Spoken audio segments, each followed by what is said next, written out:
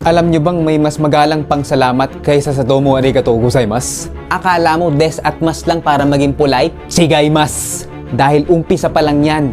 Sa gitnang level, meron tayong arigato. Sunod pataas ay domo arigato. Mas magalang pa dyan ay domo arigatou gozaimasu. At pag napunta ka na sa pinakamagalang na paraan ng pagsasabi ng salamat, nagiging sobrang haba na niya at mas mahirap i-translate sa English o Tagalog.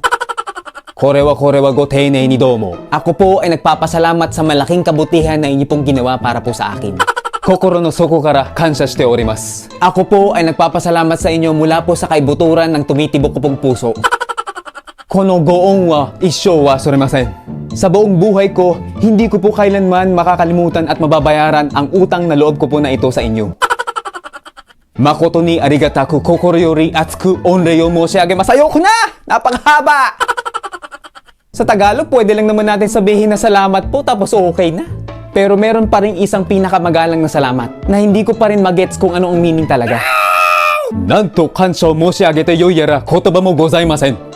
Wala pong salita na makapagpapahayag sa pasasalamat na aking nadarama para po sa inyo. Wala palang salita, paano nangyari yon?